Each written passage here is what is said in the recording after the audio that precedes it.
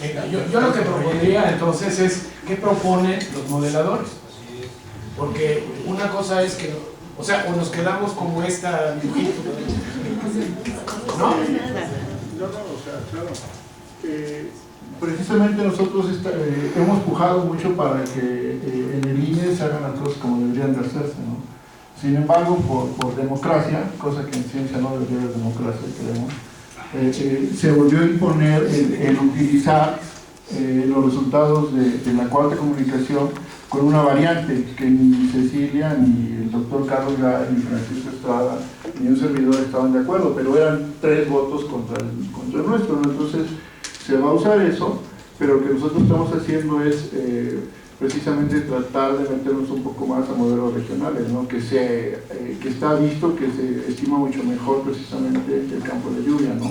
Ya no así lo de eventos extremos, ¿no? Que es un problema, como lo dijo el doctor V. Nikolaevich, que estuvo la semana pasada, realmente tiene que ver un poco con la variabilidad que se necesita en el dominio para simular esos eventos extremos, ¿no? O sea, y esa información no está en las fronteras abiertas, tiene que generar el modelo en su dominio interno, el cual tiene que ser muy grande para capturar eso, digamos desde África hasta Australia, ¿no? Entonces eso pues es prácticamente lo mismo que un modelo global, ¿no? De altísima resolución. No se tiene la capacidad, pero el primer paso en esa dirección es escenarios regionales, y aquí en el Centro de Ciencias de la Atmósfera el 12, 13, 14 de agosto por ahí va a haber un seminario, un taller de trabajo para enseñar a ver a los usuarios este tipo de herramientas, y lo va a dar gente del Instituto Max Planck de Meteorología, no está confirmado, ¿no? Gracias. A ver aquí un comentario. Ahora ustedes que vienen de otros lados, digan algo, ¿no? Protesten. Yo le quiero hacer una pregunta, pero tiene que ver con un giro completamente distinto de lo que hasta ahorita han planteado. Y es, en términos muy prácticos, y más bien de manera muy inmediata, en tiempos muy inmediatos, ¿cómo se trabajan estas cuestiones con los campesinos? ¿Por qué? Porque mira, cuando uno les pregunta cuáles son las variaciones que observan en la temperatura, siempre dicen, la temperatura está aumentando, la precipitación ya no llueve como antes, a veces es torrencial y a veces se reduce, cada vez hay menos disponibilidad de agua. Es decir, todo esto de lo que tú planteabas en la vulnerabilidad de la producción, ellos te lo dicen, pero no tienen uno los elementos así para trabajarlos a nivel de indicadores, y menos en una localidad rural, ¿no? ¿Cómo se hace con los campesinos? O si no lo haces tú, si tienes idea cómo lo están trabajando en Chapingo, por ejemplo.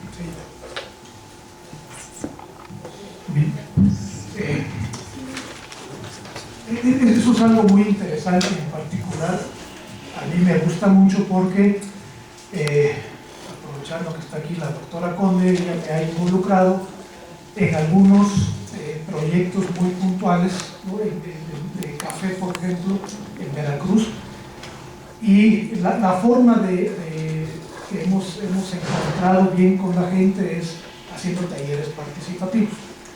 En estos talleres, en un primer momento, lo que intentamos hacer es dibujar la historia pasada o la historia del clima.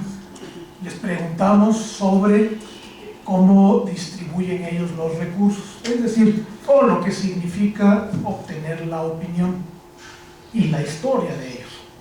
Nosotros también en algún otro momento en Tlaxcala, recuerdo mucho, buscábamos lo que había pasado en años anteriores para ver si eso lo podíamos extrapolar a condiciones futuras, de una manera de que fueran ellos los que lo fueran descubriendo.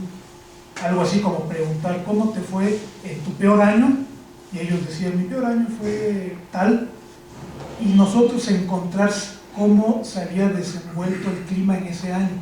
Quizás había sido año niño, quizás había sido una sequía por ahí, y bajo esa idea de cómo te fue, le manejamos, a lo mejor así va a ser, pero no solo un año, así va a ser tu constante futura, ¿no? Entonces, la forma, yo lo entiendo, es acercarse con ellos y aprender de ellos. La parte técnica y demás, esa la puede usar, la usamos nosotros, pero pues para nuestro documento, para nuestro reporte. con toda seguridad sí le puedo yo decir, la gente sabe y no sabe mucho, y tiene mucha historia. Y si nos agarramos a los viejitos, peor todavía, ¿no? Saben muchísimo más. Y a veces no nos alcanza el tiempo. Así es como lo estamos haciendo, con tablas, con mapas y poniendo a ellos a enseñarnos, ¿no? Ya nosotros aquí en la universidad ya nos quebraremos la cabeza de cómo interpretamos lo que ellos nos dijeron. Pero esa es una vertiente que hemos trabajado y que nos gustaría seguir haciendo. Muchas gracias por la pregunta. En la carrera de Biología de la FES Zaragoza tenemos una materia que se llama Legislación Ambiental y Desarrollo Sustentable en el 7º semestre. Entonces lo que me llama la atención es que el 6 de este mes apareció la Ley General de Cambio Climático. Todo lo que nos expuso de vulnerabilidad cree que está contenido en lo general, porque en su momento van a aparecer las leyes estatales de cambio climático. Y por lo que dijo en la parte última, donde refiere que los modelos se orienten a lo regional, pues estaríamos haciendo un enlace entre la federación y las entidades federativas. Y vendría trabajo que tiene que ver con los municipios, con las comunidades, como ahorita lo acaba de señalar, con los productores. Entonces, ¿cuál es su opinión? Si vamos bien o qué nos haría falta. ¿Cuál es su opinión de la vulnerabilidad dentro de la Ley General de Cambio Climático y el trabajo que desde su punto de vista debemos nosotros de ver como académicos para que en el futuro nos vaya mejor? Gracias. Sí, gracias. Mira, en un primer momento sí te puedo decir que no conozco a detalle esta ley. En lo general, yo sé que está bien contemplado. Quizás, como decía yo, hay algunas aristas que pueden ir tomando mejor forma, pero está bien contemplado, ¿no?, en su generalidad. Y también en el que podemos hacer más que si lo contemplamos o de qué forma, además, a mí me gustaría ya pasar a la acción en la estrategia nacional, en los planes, ahora en la ley. Creo que desde una perspectiva de gobierno federal sí se está tomando en cuenta, ¿no? De hace 6 años ahora pues hay más, ¿no? Quizás no bien o no como quisiéramos todos, pero sí hay más y se está tomando, pero desde una esfera muy elevada y no baja, no permea. Yo quisiera ver ya la acción. ¿Qué debemos, o desde mi perspectiva, particular punto de vista, es pues dar los siguientes pasos, ¿verdad? Ir teniendo el marco legal pero de la mano, ir teniendo las acciones, ir trabajando desde abajo y avanzar en todos los ámbitos, no solo en algunos.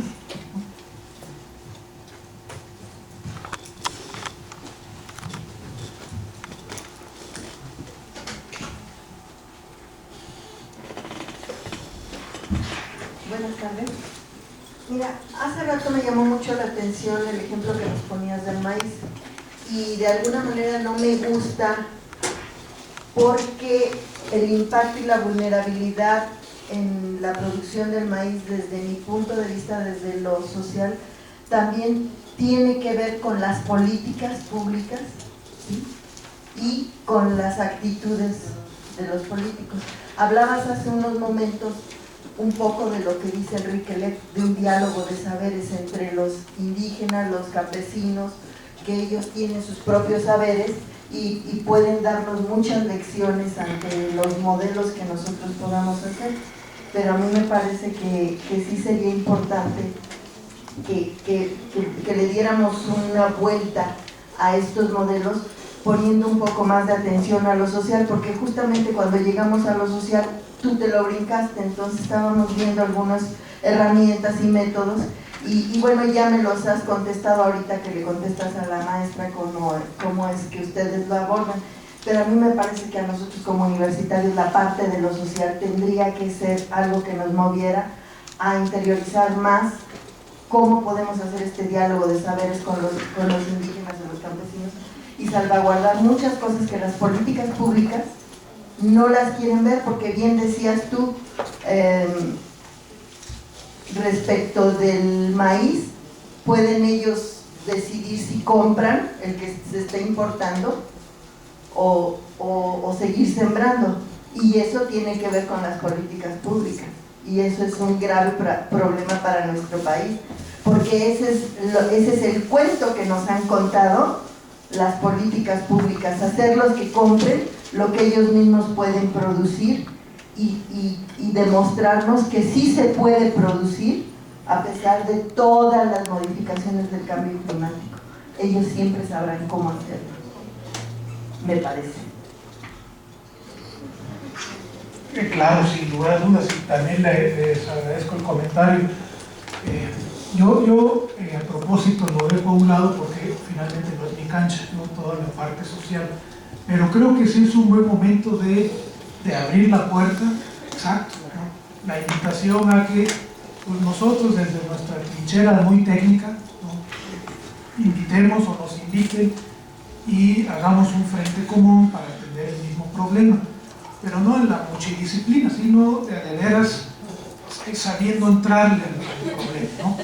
Entonces, yo sí, a propósito no salto, que no es mi perspectiva, pero creo que sí es importante que no nada más agrónomos, sociólogos, sino de todas las canchas, y no nada más en lo agrícola, sino en todos los eventos, pues casi en nuestra vida diaria, podamos ir sumándonos hacia allá. Y completamente en el sentido de estos, a veces incentivos perversos, ¿no? Que a un mismo municipio le pagan servicios ambientales, pero por otro lado les pagan pro campo, y la gente dice, pues a ver quién me da más, ¿no? Tiro el árbol, pues siembro más maíz, o lo siembro y ya me quedo con mi pro campo, etc., ¿no? Y todo en el sentido de, pues, del diseño y la ejecución de estas políticas públicas. ¿Puedo decir algo más? Por favor. Dentro de mis inquietudes está seguir discutiendo aquí en la universidad si verdaderamente no hay una diferencia entre desarrollo sostenible o desarrollo sustentable, porque a mí me parece que los economistas le han puesto bien bonito el dedo a lo sostenible, porque mientras les dé dinero, mientras les produzca economía, mientras todo vaya bien en las variables macroeconómicas, para ellos es un desarrollo sostenible, y la parte que se descuida es justamente la sustentabilidad, que es la ecológica, que es la social, que es la cultural, ¿no? Que esa es la que se descuida, y a mí me parece que eso es algo bien delicado para nuestro país, y que hace que se vean esos escenarios donde pueden desaparecer bosques enteros y nadie se da cuenta por los tratados o por los descuidos que se tienen en la incentivación de la preservación, ¿sí? Claro. Mientras me llega el teléfono, Jorge, voy a ganar yo el micrófono.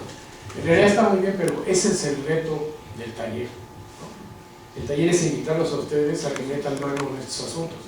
O sea, no nos pregunten, o sea, hagan un comentario como por dónde le entro, ¿no?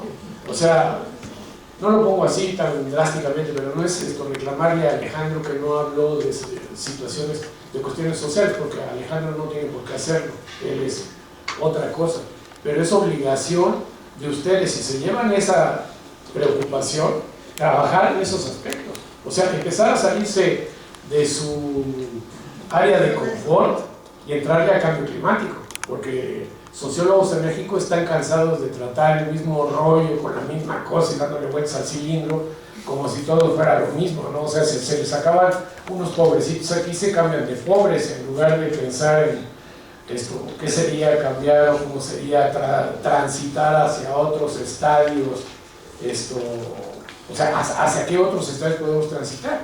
Y Alejandro también puso ahí que el cambio climático es una especie como de, lo vemos todo como un factor negativo, pero también vemos ahí cosas que podrían ir mejor, ¿no?